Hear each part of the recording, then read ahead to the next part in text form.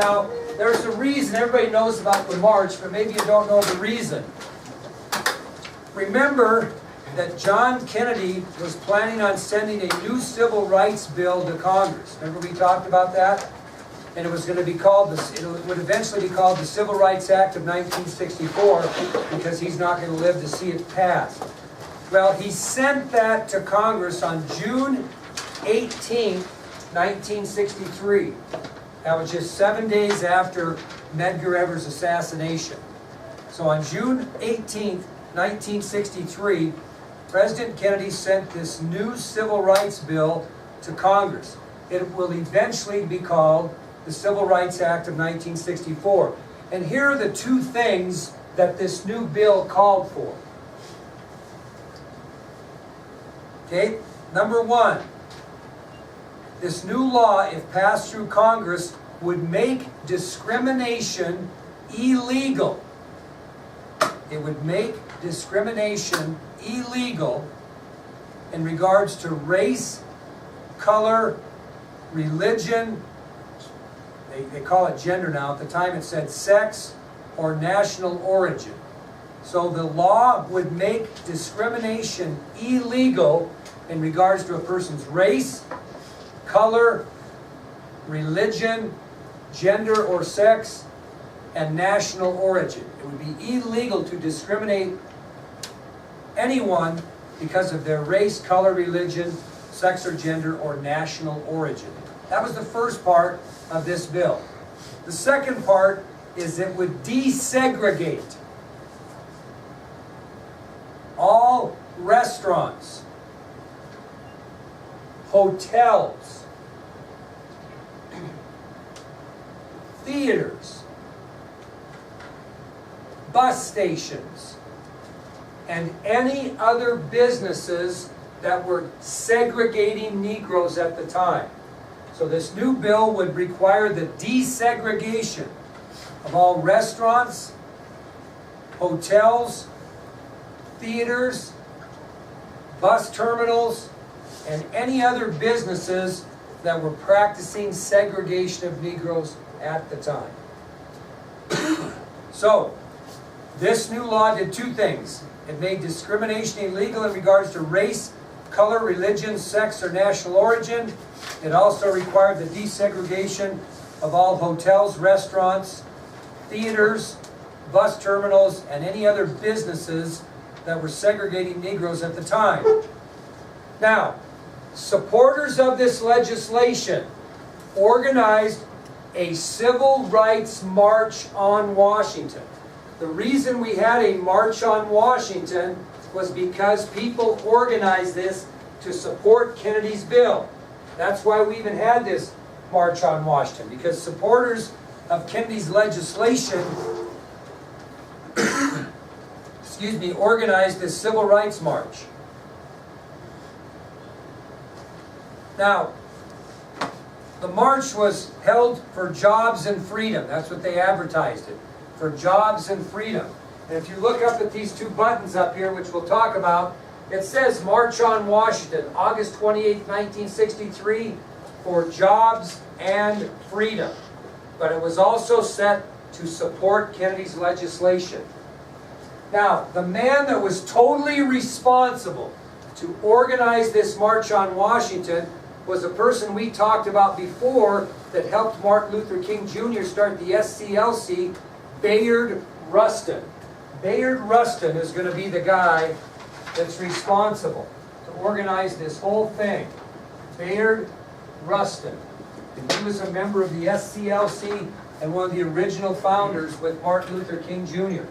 So it will be the responsibility of Bayard Rustin to organize this March on Washington.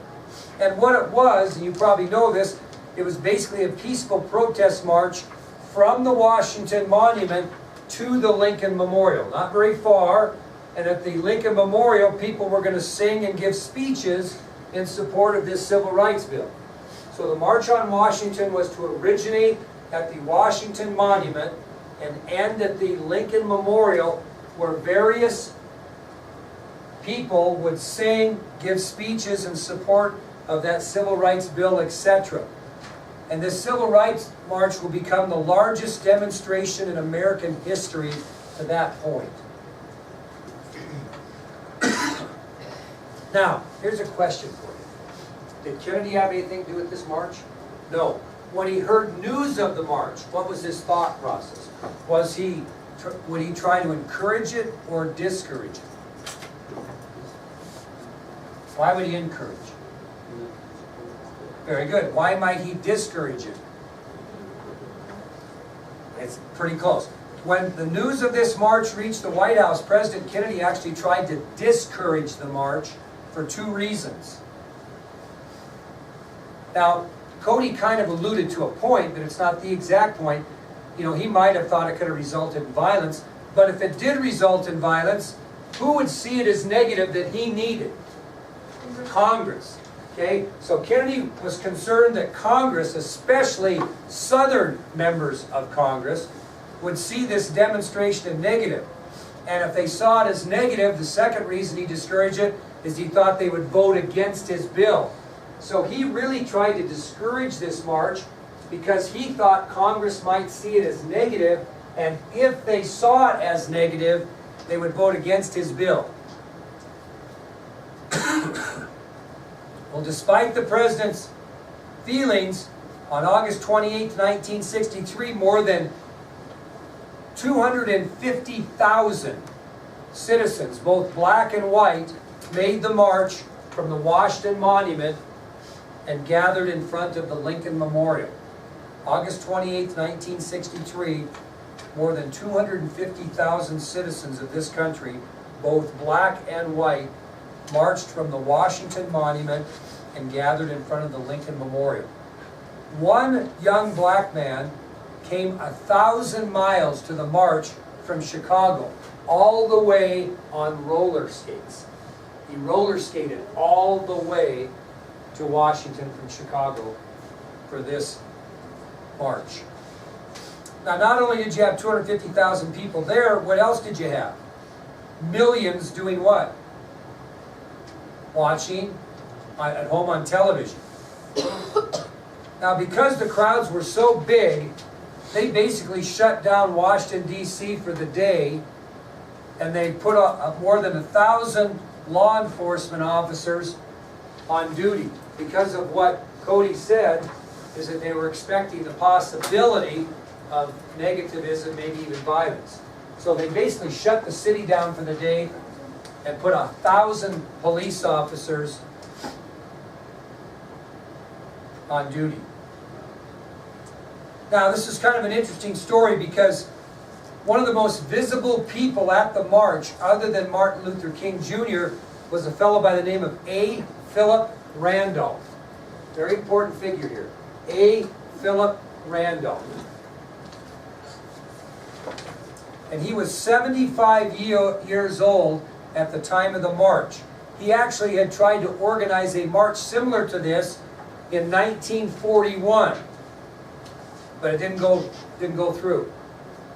And he was very, very proud because this march that Bayard Rustin organized was modeled after the one that he had earlier tried to put out in 1941. And so he was very, very interested in what was happening, very involved, as it was his model that was used by Bayard Rustin from when he attempted this in 1941. Now, at the conclusion of that march from the Washington Monument to the Lincoln Memorial, several people spoke on civil rights, including Randolph himself. And he kind of started the thing out, and this is what he stated at the steps of the Lincoln Memorial. This is what he said. Now, you don't have to write this down. I'm going to give you a lot of quotes, so you need to just kind of absorb them. This is what Randolph said. He stood up and said, "We are not a mob. We are the advanced guard of a massive moral revolution for jobs and freedom. This revolution reverberates throughout the land, touching every city, every town, every village where black men are segregated or oppressed or exploited." Now, another member of the civil rights movement that was scheduled to speak was a fellow that's been in the news lately because President Trump alienated him so bad. and that was John Lewis. We'll hear a lot about John Lewis. This is a signed picture of John Lewis at the Lincoln Memorial giving his speech that day. So John Lewis was another person scheduled to speak. And he was a young, somewhat radical civil rights advocate. And he actually was going to stand up and tell the American people that he could not support Kennedy's bill. He was going to speak against it. Honest to God. He was a young radical at the time. He'll eventually go on to be a very respected representative in Congress from Georgia, still there today. One of the most iconic civil rights members we have. But Lewis was a young radical at the time, and his intention was to not support Kennedy's civil rights bill. He believed the president's efforts concerning civil rights, in his words, were, quote, too little, too late. He did not think the president's efforts were good, and anything that he was doing was too late. That was his thought process before he stepped up to the podium. So then what?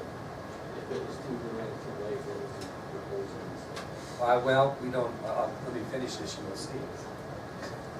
Now, both civil rights leaders at the march and the White House were very concerned about Lewis's planned speech. And as the program approached and Lewis was getting ready to take his turn, many people tried to get him to alter his speech. And he refused. He said, I'm going to speak my own mind on this civil rights issue. It was not going to be good. So who finally met with Lewis privately and asked him not to do anything negative at the march? Kennedy stayed out, but a good guess. And the natural thing would be Martin Luther King Jr. Actually, it was A. Philip Randolph, who took this young radical aside. The 75-year-old civil rights veteran takes the young radical Lewis aside, and he asks him not to do anything negative at the march. And he told Lewis, I wanted all my life for this opportunity. Please do not ruin it. So A. Philip Randolph took Lewis aside. Lewis finally agreed. He altered his speech to a more positive tone and supported that legislation even though he really didn't want to. Okay? So that was key. Now, yes? How come they even voted to speak in the first place? Because he was very well respected among the youth as far as civil rights. Felt it would be very important. Oh, yeah. Well, yeah, then they kind of got the word what he was going to do. Yeah, that's exactly right. Well, it's kind of interesting because some of the strongest words at the Lincoln Memorial, other than Martin Luther King's, came from a guy by the name of Walter Reuther. Walter Reuther. And why would it be surprising that maybe the strongest words came from him? Because he was a white American labor union leader who spoke in support of Kennedy's bill. So some of the strongest words of the day came from Walter Reuther. And Reuther was a white American labor union leader who stood up that day and spoke in support of the bill. He was the head of what was called the United Automobile Workers Union, which was a major force in the automobile industry and within the Democratic Party. Okay? Big time union. Jimmy Hoffa, you've heard of Jimmy Hoffa, was the head of the Teamsters Union, very powerful man. Walter Reuther was the head of the United Automobile Workers Union, also a very strong, influential union, very democratic. And here's what this white American labor union leader stated. He said, quote, I am for civil rights because I believe that freedom is an indivisible value, that no one can be free unto himself. And when Bull Connor, with his police dogs and fire hoses, destroy freedom in Birmingham, he's destroying my freedom in Detroit. We cannot defend freedom in Berlin so long we deny freedom in Birmingham. Think about that. We cannot defend freedom in Berlin so long as we deny freedom in Birmingham. Who's Reuther taking a shot at there? Well, and specifically, President Kennedy. He's taking a shot at Kennedy. You can't defend freedom in Berlin if you can't defend freedom in Birmingham. That was a very good point. So that final quote was a direct shot at President Kennedy, because Luther thought he should be doing more for the rights of Negroes. Where was President Kennedy during this time that we're talking about? He was at the White House, not wanting him to put himself at the forefront at all. He wanted these people to do their job. Okay? Now obviously the one speech that caught the nation's attention and became the most historically significant was given by Martin Luther King Jr. And who introduced him to speak when it was his turn? A. Philip Randolph introduced Dr. King. And Dr. King's speech will long be remembered in American history as the famous "I Have a Dream" speech. I'm just going to read a few quotes and then you'll get a chance to see it yourself. But here's some excerpts from that famous speech. He said at one time, "So even though we face the difficulties of today and tomorrow, I still have a dream. It is a dream deeply rooted in the American dream. I have a dream that one day this nation will rise up, live out the true meaning of its creed. We hold these truths to be self-evident, that all men are created equal. I have a dream. I have a dream. My 4 little children will one day live in a nation where they will not be judged by the color of their skin, but by the content of their character. I have a dream today. When we allow freedom to ring, we let it ring from every village and every hamlet, from every state and every city. We will be able to speed up that day when all of God's children, black men and white men, Jews and Gentiles, Protestants and Catholics, will be able to join hands and sing in the words of the old Negro spiritual, free at last, thank God Almighty, we are free at last." Now here's something you might not know. King's speech was written to last 4 minutes. It lasted 16. The most famous parts of his speech that I read were not even his original text. They were ad-lib at the time. Ad-lib. Now, when the Kennedy administration witnessed his speech, they were very pleased with the events of the Civil Rights March on Washington. The positive effects of this famous march did influence votes through Congress. And as a result, the Civil Rights Act of '64 did pass during the time Lyndon Johnson served out the remainder of President Kennedy's term. Now your question might be this. This is a great story. Whatever happened to Dr. King's speech? Where is it? Where can we go see it? Well, Dr. King's historic speech ended up in the hands of a young man by the name of George Raveling.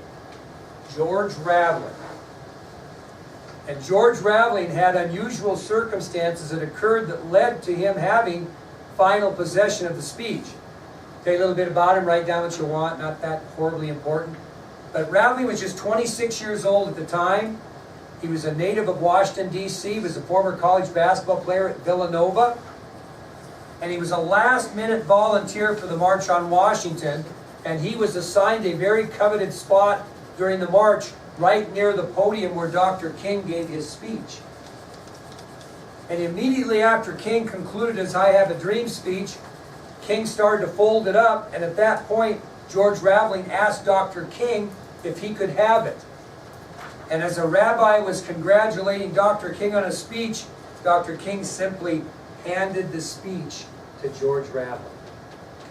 Well, Raveling tucked that speech away, and I'll tell you where he put it. He had this book right here. Harry S. Truman, Year of Decisions, his memoirs. He just happened to have this book. And he took that speech and he tucked it away in that book and left it there for over 20 years. 20 years. He just left it in that book. Well, he went on to become a men's basketball coach. And in 1984, he was being interviewed when he was a coach at the University of Iowa, Hawkeyes. And the media guy, who didn't really know anything about him, asked him if he was ever involved in the civil rights movement. And Raveling answered, "Well, kind of," and told him the story that I just told you. Well, after the interview, Raveling decided, I better go look for that speech. I wonder where that thing is. He found it right where he left it in that Truman autobiography. And since its discovery, he's framed it, and it's spent the last 30 years in a bank vault, so it could not be damaged. He's 79 or 80 now, and he considers himself the guardian of the speech. And I'm going to show you this interview, but a few years ago he was interviewed by CBS about the speech. And he stated in the interview that the speech really belonged to America. The speech belonged to black folks. It does not belong to me. I'm just the guardian of the speech. He has been offered as much as $3.5 million, but has turned down the offers, stating there are more important things in life than money. Little bit about him. He started out as an assistant coach at Villanova. He went on to become an assistant coach at Maryland. He became the head men's coach at Washington State University. Then he went and became the head men's coach at the University of Iowa. Finished his coaching career as the head coach at the University of Southern California. He was involved in a very horrific car accident in October of 1994. This led to a very long recovery and his retirement from coaching basketball. And he later worked as a basketball commentator for CBS, and he presently works part-time for Nike. Okay? But I'm going to show you this right now, this interview, and then I'm going to show you the March on Washington. Okay? So, Will, if you would be kind enough to get the lights on the door there. So follow through, and we'll see how this goes.